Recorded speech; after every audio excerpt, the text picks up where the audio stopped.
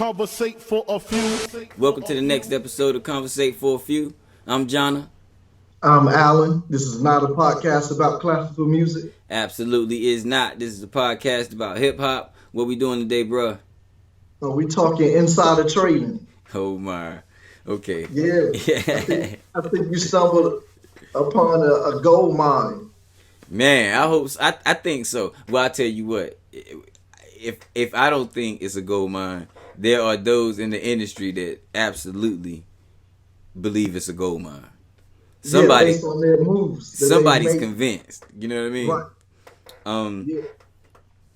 So I'm gonna just explain what I stumbled on. And you asked me because I know you're gonna put me on the spot. And so before you put me on the spot, I'm having trouble remembering exactly how I stumbled on it, but I think it was on Instagram, and I saw something that said Rodney Jerkins has sold his publishing rights to a company called Hipgnosis Songs Fund, right? Mm-hmm. Okay. So, me being me, I had to go figure out what's going on. Like, because if I'm thinking if I'm Darkchild, there's no way on God's green earth I'm selling my entire catalog to nobody. Right. Like, and all we've been hearing over the last, it's been a growing movement, own your publishing, own your masters. And I'm like, okay, so, and that's, it's been drilled in this pulse, that's been taught, instilled in us, those of us that have been people that cared about not getting robbed in the music business, it's been instilled in us that ownership is the key. Yeah. So I want to know why Darkchild has sold 100% of his publishing, right? Like, what's going on? So in my digging, I go find this company called Hipgnosis, and that's Hipgnosis. Right. Hipgnosis Song Fund. Yeah, limited. Mm-hmm. Limited. I thought that was on there. Hipgnosis Song Fund Limited. And what I realized is they are making a run on music publishing, on ownership, and they are buying up. Right now, I would say, and this is not hyperbole, and once we name names, you might think it's true also. Yeah. Right now, I would say they probably own a good 75% of, it's probably 75 to 80% of R&B of the major R&B from the 2000s to now.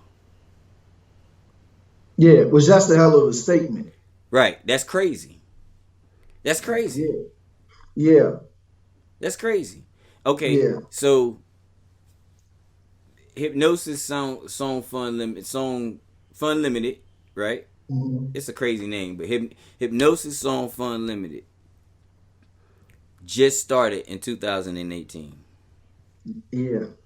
And the first announced catalog that they bought was The Dream. So I don't know if y'all Few Tang Clan, and I know you do, Alan. You remember when The Dream a couple years back sold 75% of his catalog for $23 million.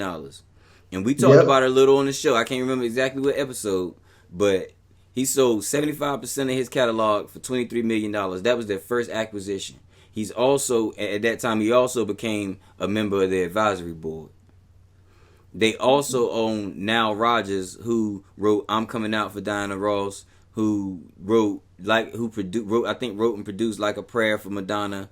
This dude is a legend from the 70s to now, and they own his catalog. So not only do they, bro, I understand. I'm not no, what you call it, business major, nothing like that. But I understand that investment companies, secure investment is secure funds from a group of people, and then go take those funds and make whatever purchase they need to make in hopes that they'll make their shareholders money. Right? Mm-hmm. This is the first time where I've seen an investment firm use the publishing rights of artists as the capital, as the engine to Mm-hmm. create capital for their shareholders. I mean, that's what music companies do. That's what a record company does for the most part, right? Mm-hmm. But that's what this company does. That's it. Yeah. Mm-hmm. That's it. And their goal was to spend $2 billion on music in 3 years. In the next 3 years. Yeah. So And I know that was a long explanation of what we talking about, and maybe that was the whole conversation. I don't think it was, but Jesus Christ. Tell me what you thinking, man. Like, what's going on? Because I just introduced this information to you right before we started this. so one, I think their first purchase, right? Their first acquisition of a musical catalog was Dream, Yeah. right? Um, and then Dream is on the board. Yeah, he's on the board for this company. So for him to sell it and then become a board member Right. means he is very convinced that they're making a power move, like one of the biggest power moves ever made in music. Right. And the way they're racking up catalogs, and they have now 52 catalogs, and the company's only been around for basically 2 years. Right. I mean, this is insane, and the people catalogs that they have, Mm-hmm. and it just, I'm this is like just blowing me away because it's so crazy. Because listen, the catalogs that they have is going to make money. No question. No, No. like without question, we know that. Name a But the couple. people that sold the catalogs. I don't know what the pitch is, but somehow they are going to make money too. They got to. Okay, so while you were talking, it hit me that one of the pitches has got to be the fact that they're offering shares along with the capital. Like if I buy your catalog for $23 million and I take 75% of your catalog, I'm offering you a certain amount of shares, hopefully, so that when I go make money with this catalog as a shareholder, you're gonna continue to make money anyway. So why not take the lump up front and these shares? Mm-hmm. And if you think about it this way, and I had this conversation with one of our guests, Dallas. D-Boy was on, you know what I mean? I had a conversation with him, and his stance was that $25 to $30 million changes generational wealth for your family, and that's a lump that you get up front versus waiting on $250,000 to $500,000 to $1 million check base if you Timberland or Darkchild or whatever. You know what I mean? Yeah. Now think about it. In agreement, I totally disagree with his stance because I'm like, ownership is always what you want. But in agreement with his stance, imagine if I'm Timberland, I'm Dream, I'm Tricky Stewart, I'm Jonte Austin, I'm Rico Love, I'm Darkchild, and I realized that we all sitting around collecting these $250 to $1 million checks, you know, every year based on his publishing. But if we collectively sell to this place and they give all of us shares, we gonna get that million anyway, plus whatever they create for it, plus we get this lump up front. Mm-hmm. Mm-hmm. You see what I'm saying? They eat Yes. eating, coming, sitting, and going. Right. So I kind of understand Dallas's point if you add the fact that they got shares. If they didn't get shares, I don't know that I still don't know that I'm on board. Right, absolutely. Getting the share part is important because if that's the case, then every way that they're using to monetize the songs, they should be getting a share. Like we was talking about, if they're using it in movies, right? It's all of that. You're going to get some of that. Well, yeah, but see, the way it would work is the way I'm thinking about it is the company itself is gonna, okay, I got the Dream, I got Mark Ronson, I got Timberland. Mm-hmm. You see what I'm saying? We have a blockbuster film. It's a new Avengers movie. And the music licensing person comes to Hipgnosis. You see what I'm saying? And we have the movie rights. We're gonna provide the soundtrack to, you see what I'm saying? The nostalgia soundtrack to this movie. Okay. You do that a couple times a year in a couple different industries. We got a contract with Nike where they're gonna use all of the chain smokers. You see what I'm saying, for WNBA or whatever. You get 4 or 5 of those things happening, right? Because you have all of this music of great artists with this great catalog. You don't get, they won't see a cent from the fact that the music, the publishing of that music, but what they will see is the fact that the value of that company, the shares are gonna increase in value. You know what I mean? So if I buy my shares at $5 and they got theirs free, every single penny they make off them shares is to the good. Yeah. It's the equivalent of sitting there waiting for the publishing check. Mm-hmm. You know what I mean? So you almost still waiting for the publishing check. Yeah, that's true. The shares, yeah. They're still like kind of getting published. Yeah. Yeah, it's nuts. Unless you already got a large one. money up front. Yeah. And this is my extrapolation. They gave the Dream $23 million for 75%. Every other person that I looked at, other than Timberland, gave up 100%. I didn't see one other. Timberland gave up 100% of one. You know, you got songwriters, royalties, then you got mechanicals. Timberland gave up 100% of one, but not 100% of the others. Okay. And I can't remember which one, you know what I mean? But I do know that he was the only one that I read that wasn't 100% other than the Dream. Okay. You know. So, yeah, go ahead. No. Like, just saying that about Timberland, so then it's looking definitely like a business move. Especially like for you to, I'll give up 100% of this, but I want to keep 100% of that. Right. So I have this that has value that I could sell at any point, but then I have already sold this, but this that I sold, I got money from it, and it's making me money, and I still got this in reserve. Timberland gonna mess around that and I be the didn't smartest give up one. all my rights to. He gonna mess around and be the smartest So I one. can see from a business aspect how if you are a Timberland or if you an artist, it could definitely be a good move financially. Yeah, I was gonna say Timberland might mess around and be the smartest one because he may be double dipping. Yeah. You know what I mean? Mm-hmm. Double back and sell it again at a closer rate to, you know what I mean, to what he sold for the first time. Mm-hmm. That's doubling your income. Yeah. He could be watching the company, letting it build up. Yeah. Wow. Yeah. Wow. Coming back with another offer. Or he can say, yeah, I'll sell it, but for this much. Talk about insider trading, bro. Right. So if I watch the trends, right, and I know that when the company makes a big acquisition, the stock price go up. Right? I'm Timberland.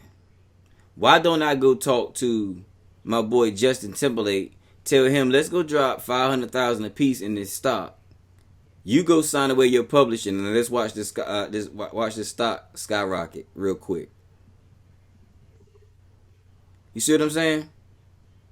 Yeah. Like that's insider trading. Like, cause you're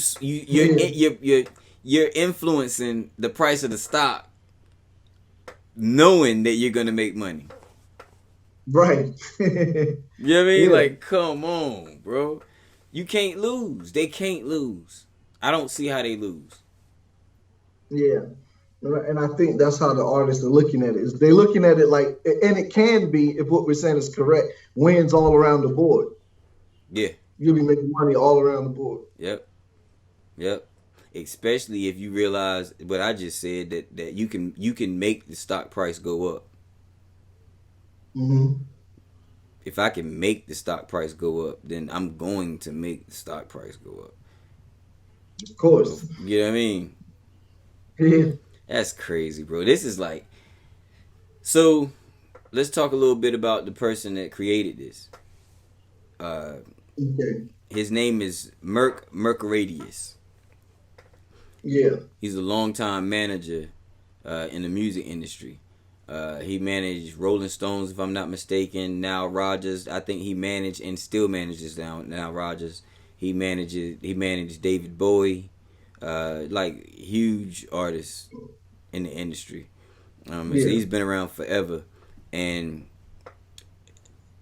a lot of people, everybody, all the blurbs that I've read, they've said that he's a real music guy. He's a real, music guy from the record side of things, and they feel, all these artists seem to feel super comfortable with their catalog and their legacy in his hands. I don't know much about him other than the interviews that I've watched since I found out about this. You know what I mean? And I watched them do an hour-long panel at a college over in the UK. I watched them give a couple interviews the day that they went live. I mean, the day that they opened. The company went live. Yeah, the day that we opened. They opened on the stock exchange is what I mean. So, and one thing that they definitely nailed down is that they don't believe that a record ever loses money. It doesn't lose value. It can sit on the shelf forever. Once you've incurred the cost of creating that record, it could never lose value. It could sit on the shelf forever, 10 years, and it'd be perfect for a movie. And the next thing you know, that record is through the roof and making money for you. So the fact that they've signed tried and true producer catalog, with the likes of Beyonce, Jay-Z, Rihanna, what hadn't Timberland, Darkchild, Tricky Stewart, The Dream, Jonte Austin, Rico Love, what didn't they write? Who didn't they create for? Right. So you talking about songs that are already worth millions upon millions of dollars, and then going to activating these songs. Right. This company can't lose. No. Yeah. And in our short research, you found that something about the types, like the balance of the types of artists that they're finding.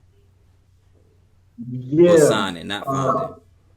Right. The majority of catalogs that they've gotten, like percentage-wise, genre-wise, I think it's like 42% or 45% is pop. Okay. And I thought that was interesting. Yeah, 45% pop. The other half isn't urban though, right? No, nah. Hip hop is like maybe 11 or 10. Yeah. And then it was like rock 17. Yeah. R&B was I don't know, 15. Like the numbers were lower in those areas. That's wild. And here we are saying that they potentially own 75 to 80% of of R&B music from 2000 to now. But I dare anybody to go look at the list of the list of songs in that catalog and tell me I'm wrong. Nah, you can't do it. You know what I mean? Yeah. Because, just with Timberland, you got Jay-Z, Justin Timberlake. You see what I'm saying? You got Jay-Z, Justin Timberlake, 50 Cent. I don't care who you name them. It doesn't matter. Snoop Dogg. Anybody you name is going to have some Timberland. You name The Dream, it's going to be Beyonce. It's going to be, everything. They got it wrapped up. Yeah. Yep. They got Mariah Carey's in there. They got it's amazing. So let's get to the insider trading part of things, man. I made a statement earlier that if it was $5 now, you see what I'm saying? But it's not $5. And just so everybody know, I don't think it's gonna run out. And I think And I think uh wealth is bountiful. I don't think things are scarce. You see what I'm saying? I don't believe in that. I don't believe in scarcity. I think there's more than enough for everybody on the planet. You see what I'm saying? Yeah, yeah, With that being said, I will have bought my shares by the time people see this. yeah. Me too. Yeah, I would have bought my shares by the time people see this. I checked right before I hit you, dog. The joints is $1.75 per share. What? $1.65. I'm sorry. Yeah, it would be very wise, I think, for people to invest in this now. Man, gotta be, gotta be. I'm gonna look it up again right now just to make sure I wasn't tripping. But I mean, if you're a music lover, if you're a starving artist, even better. Yeah, And you got a few pennies. You see what I'm saying? And it's a few people out here right now that's got a few pennies because they got a stimulus check or you see what I'm saying? Like whatever it is. You know what I mean? I don't care where it came from. If you got a few pennies right now and you a starving artist, what better way to eat off the music industry than to find a way to make money off artists that made it and that got to where you trying to get to? yeah, You know what I mean? Get in on their success because they're not going to stop being successful. right. And if you're a shareholder, you don't want them to stop being successful. Exactly. I'm out here sharing Beyonce pictures. You know Yeah, what I'm saying? I'm wilding. But hey, yeah. let's say Hipgnosis Song Fund stock price. As of August 7th, 4 o'clock, it's 2020. It is, yes, $1.65 per share. $1.35. Okay, $1.65 per share. okay,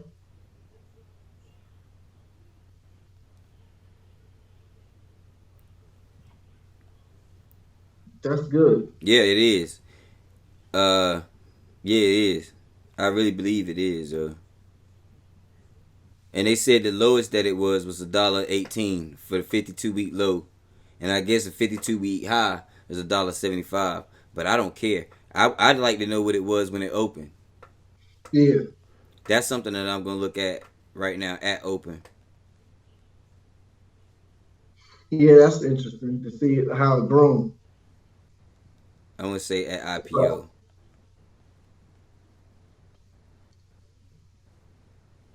Yeah, did it grow? Like what happened?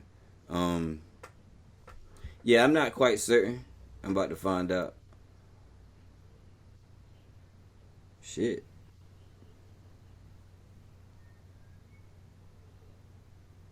Oh no, that ain't showing me what I wanted to know.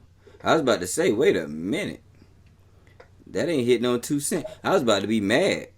Like, that number was getting ready to make me upset. Like, I can't spend no money on this.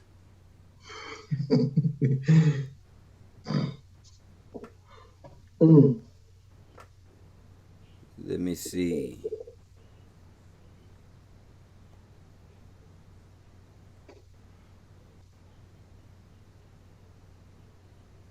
Yeah. It's gained, so far it's gained 60 cents. okay. You see what I mean? But Hmm. hey, what I understand is they said they're gonna spend $1 billion in 3 years, right? They've Right. raised this month they announced that they got another 300 million to spend. Hmm. We already announced that they spent what 460 was it 560 pounds, Yeah. which Hmm. equates to 700 $700 million. $700.3 million, and they Hmm. acquired another 300. So if I understand the trajectory of a song, they go up. You know what I mean? Hmm. The artists, some of the greatest music producers of our time, obviously believe in this thing and they think it's gonna go up. Anybody he knows that has access on money he was able to round up $300 million, they obviously believe in it. Right. You see what I'm saying? I think I'd be a fool not to spend my little $500 to $1,000 on this one right here. Just, you know what I mean? Because in 5 years, yo, that could be 50,000 easy. Yeah.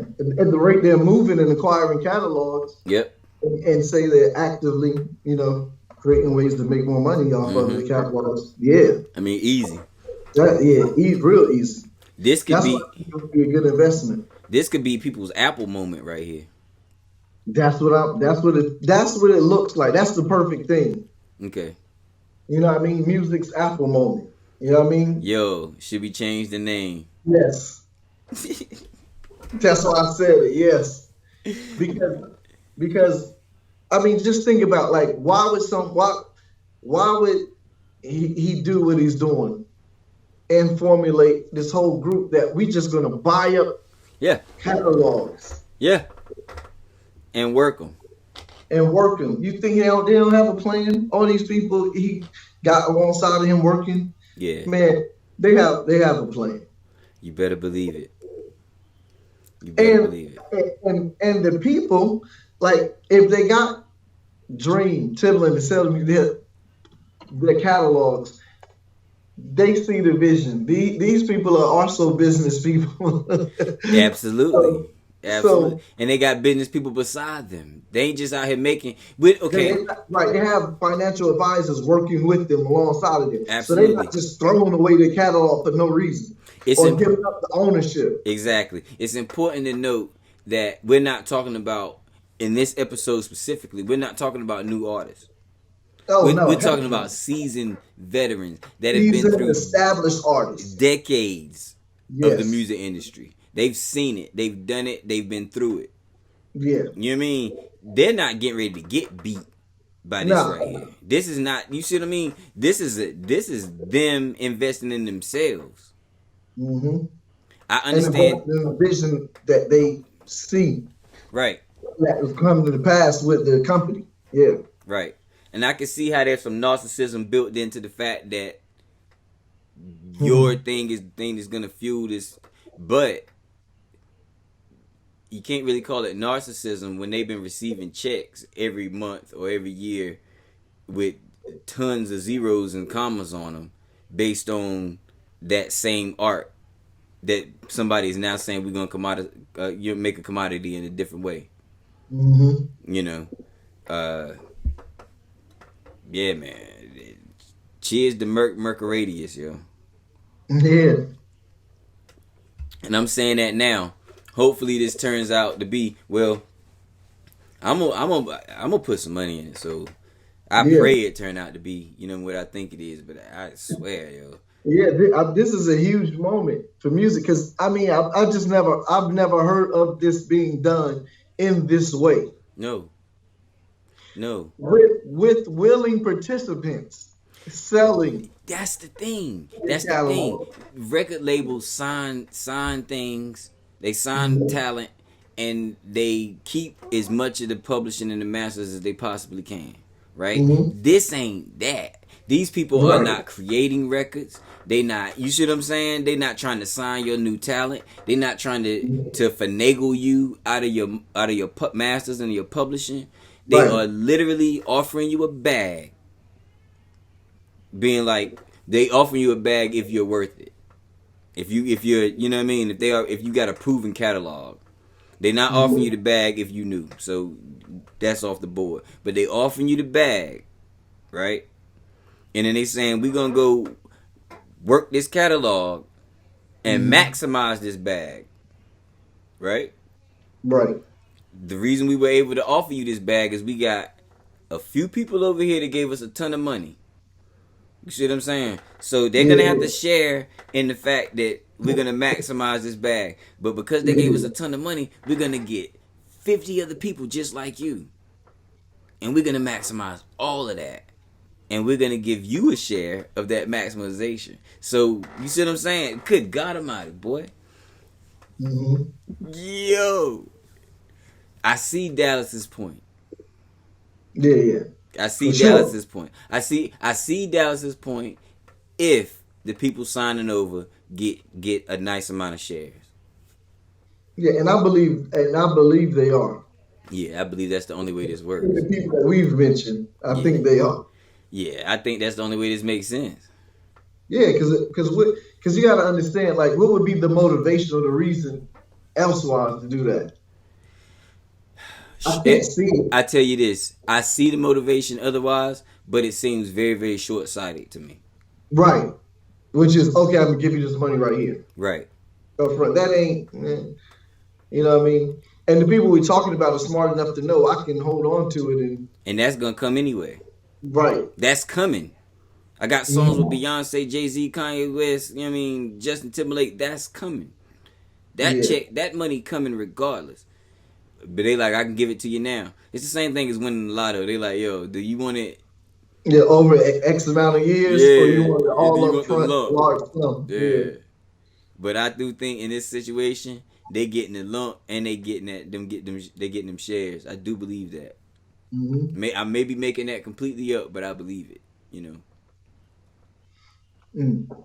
And so is this company going to become like the central location? Like, I mean, it looks like that's what the goal is. The central location for the rights of all music. Mm. Especially if they make it so that the cool kids know that's where they go get a bag once they get their music cool. Hmm. You see what I mean? Like, Hmm. So everyone that like wants to like so end up Apple, Spotify would be paying them wow. to Yeah. use Yeah. for rights to use the music on their platforms. Yeah.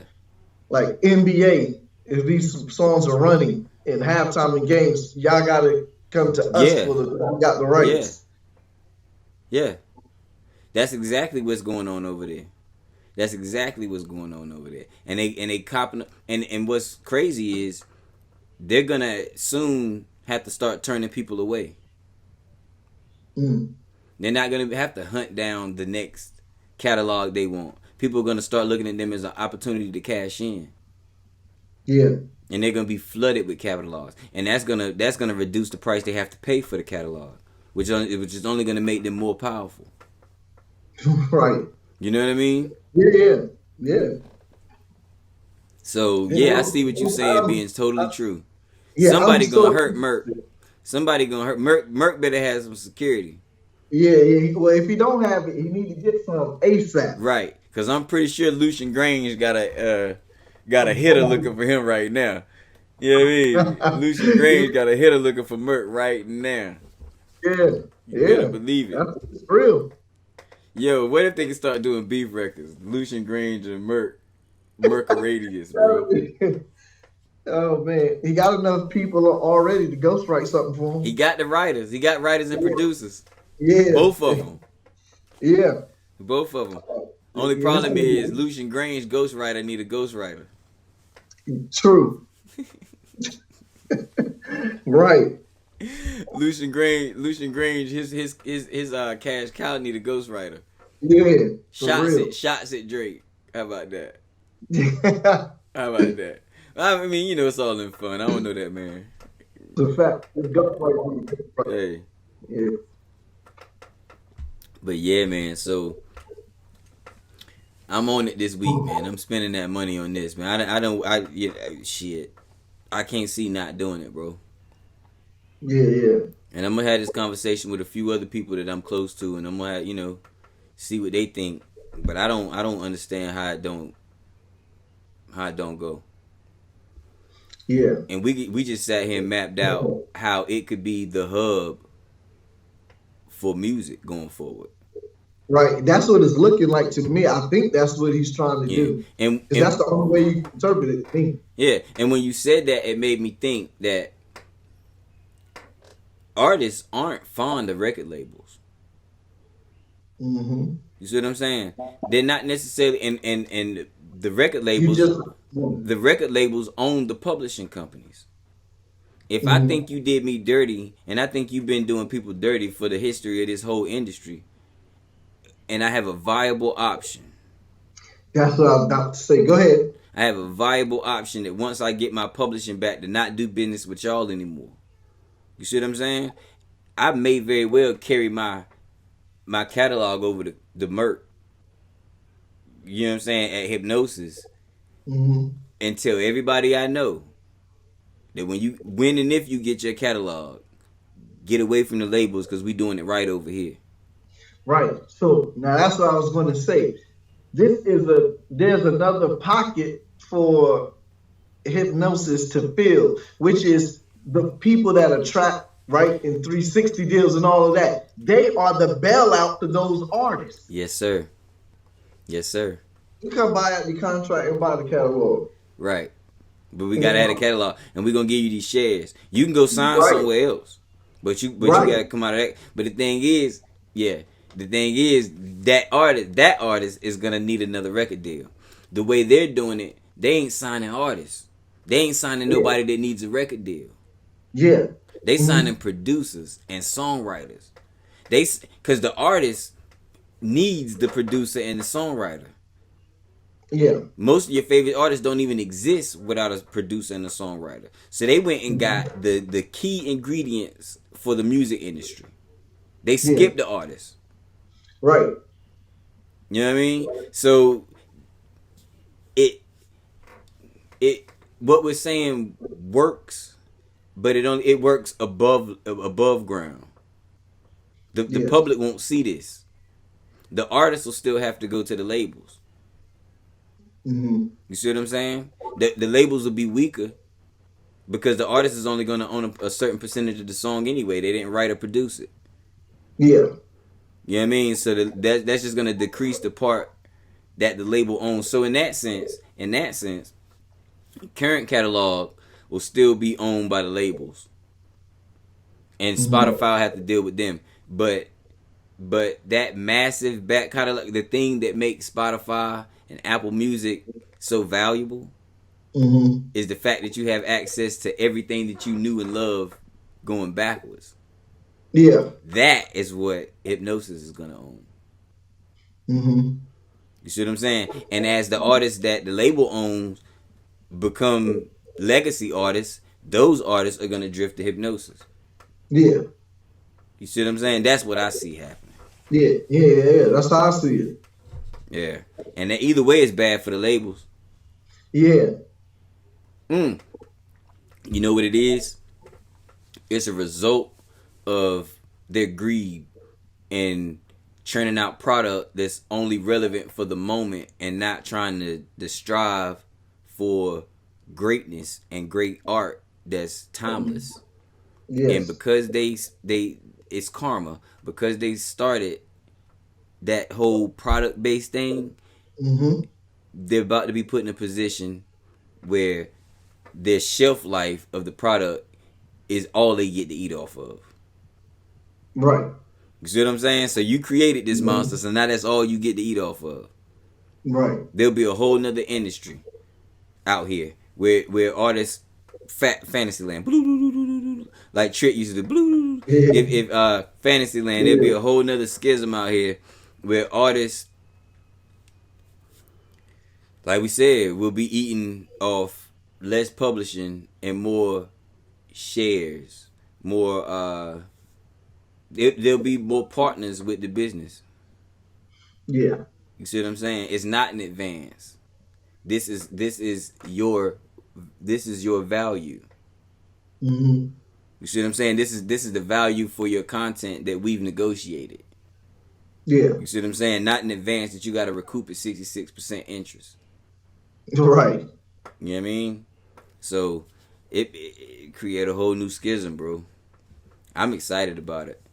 And it really does, I feel like, give artists at the lowest level an incentive to learn the market, stock market, learn investments, you see what I'm saying? Because it's something that you're interested in and it's something that you know and love and something that hopefully one day, if you see fit, you'll be part of the engine for Hipgnosis, which then will feed to the shares that you bought when you were nobody.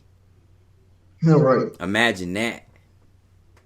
I was a nobody when I bought these shares. You see what I'm saying? 15 years later, I just made $30 million because I sold my catalog to a company who I own shares in, I made their stock price go up because I sold to them. Yeah, You know what I yeah, mean? And they gave me extra shares. What? Now that's the music industry I'm talking about right there. That's some beautiful yeah, shit. yeah. And that's a setup where everybody is getting their just due, financial wise, Mm-hmm. and Mm-hmm. everyone can make money together as a collective. Yeah. You Yeah. know, so I mean, this what hypnosis is doing is probably going to change. Maybe not today, but definitely over time and moving forward, and probably sooner than later, it's going to change the whole landscape of how the business music is done. It should. It definitely should. And I'll tell you Mhm. this, it definitely should because I'm I hate we didn't get the opportunity to do a little bit more research, and I hate that I didn't think about doing this. I didn't think of this question when I was reading and listening to everything that I listened to this week. But is hypnosis the only one? I didn't look to see if they had competition that were just like them. Right. That's something that we should look into. You know, I mean, if they're not the only ones, it's gonna make it even harder for the labels. Hmm. You know what I mean? Because they might have created a complete. I mean, they literally have created a new business model. Is my Yeah, and that's what I was understanding. going to say. And if there's more than one, then the labels are not just competing against the one new business model; they're competing against multiple versions of Mm-hmm. this new business Mm-hmm. model, and Mm-hmm. they're not going to be able to keep up just because of like they ain't going to be able to keep up, Nah. Nah. and not over time anyway. Not in the long run. Nah. They won't be able to keep up over the long run because I mean they would completely have to switch the culture, like the way the business is ran. Because mostly, like I said, most of your major publishing companies are owned by the major labels, or you know what I mean, some subsidiary of a major label.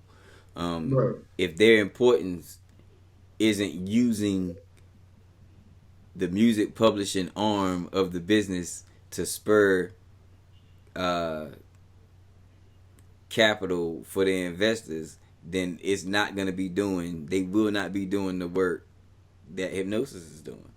Hmm. You know what I mean? Because their goal, their need to produce, is coming from a completely different place. Yes. Yeah. You see what I'm saying? Hmm. Like, I mean, and I know it does factor into some point, but hypnosis is built around it. This is what we do.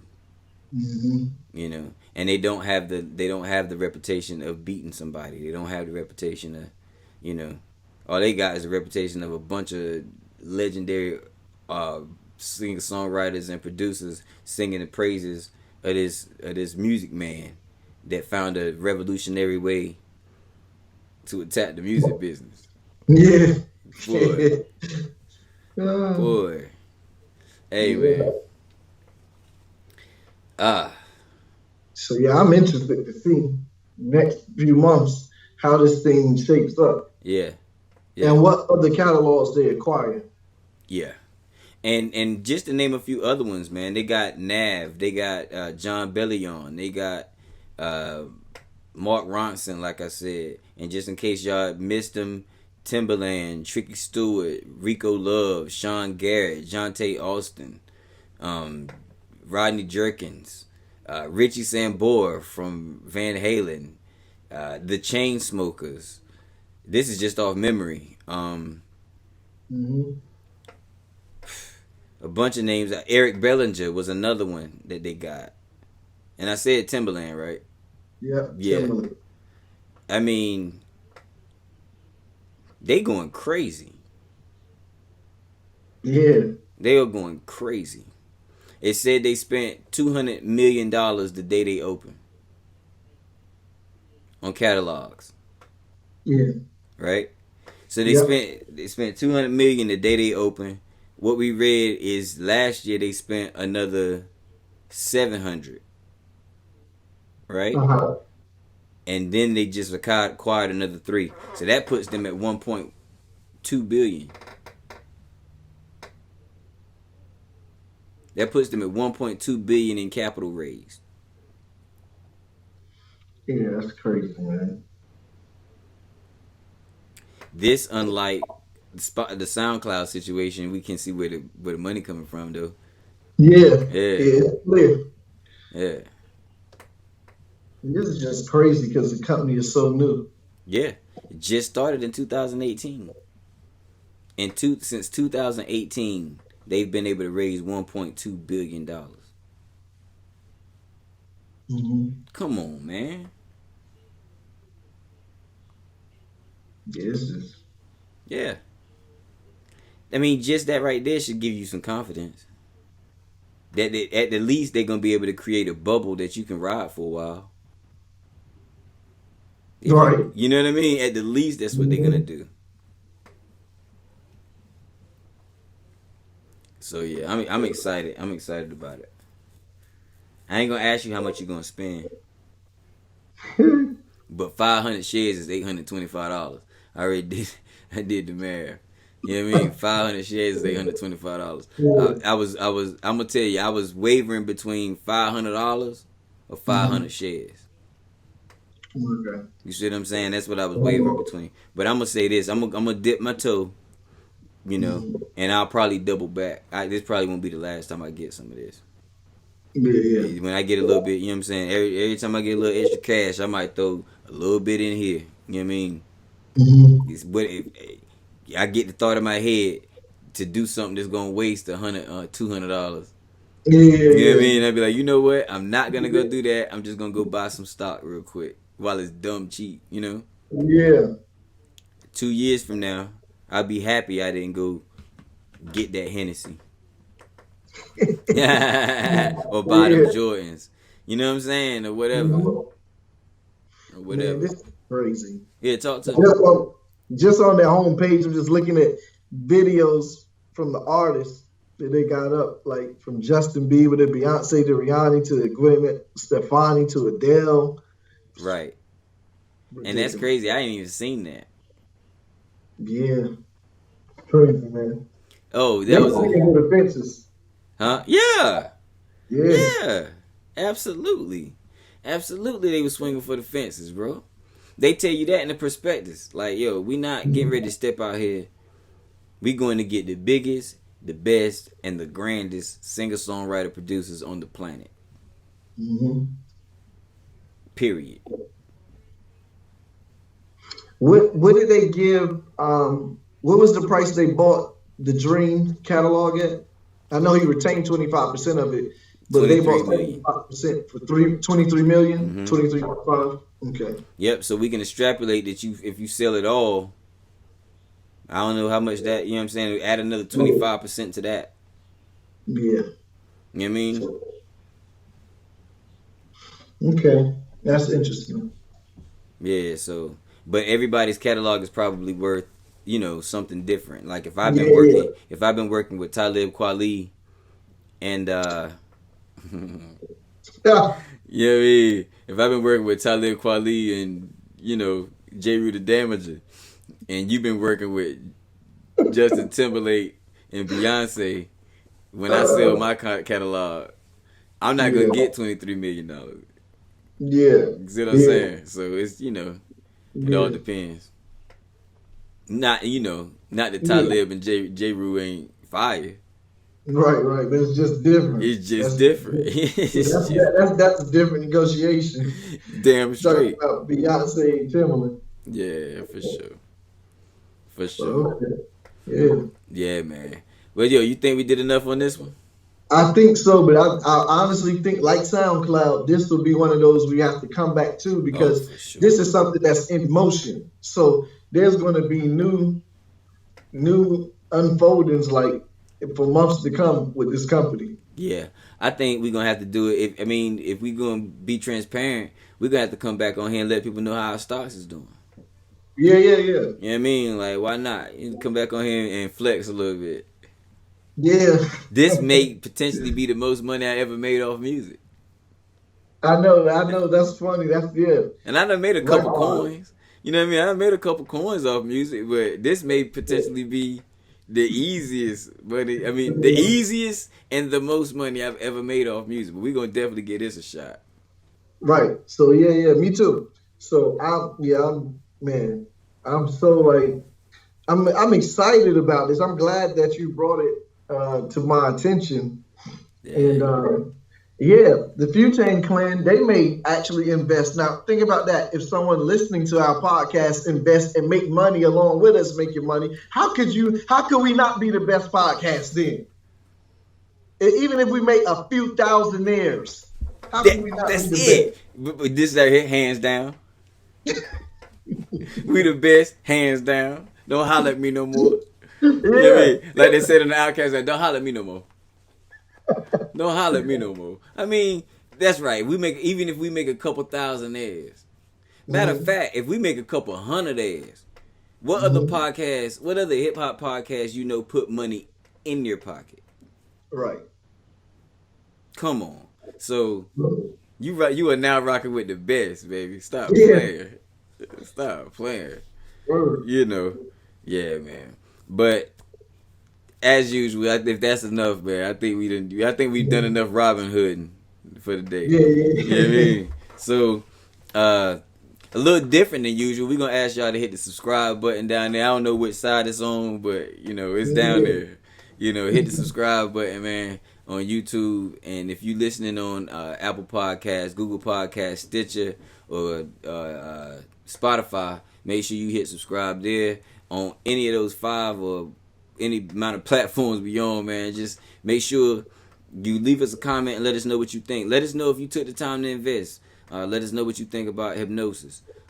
Rate the show, like the show, share the show with your friends, because that's the only way they're going to know that the show is his, if you let them know, because we're not spending absolutely a dime on advertising. You know what I'm saying? Like, fuck that.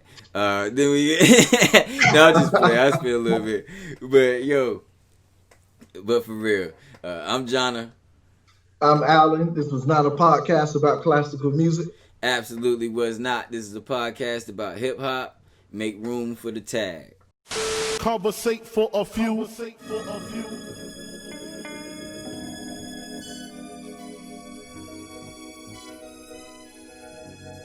Hustle, welcome, man, they had to send me. Hustle from Raleigh, live from NC with your hosts, John and Alan. Relate to the two. You are now listening to Conversate for a Few. Check it on SoundCloud, debate with your crew. They talking hip hop from the late to the new. From July till June end. No Fridays for me. Tune in. Please listen to this podcast. Please listen to this podcast. Please listen to this podcast. Please listen to this podcast. Please listen to this podcast. Please listen to this podcast. Please listen to this podcast. Please listen to this podcast.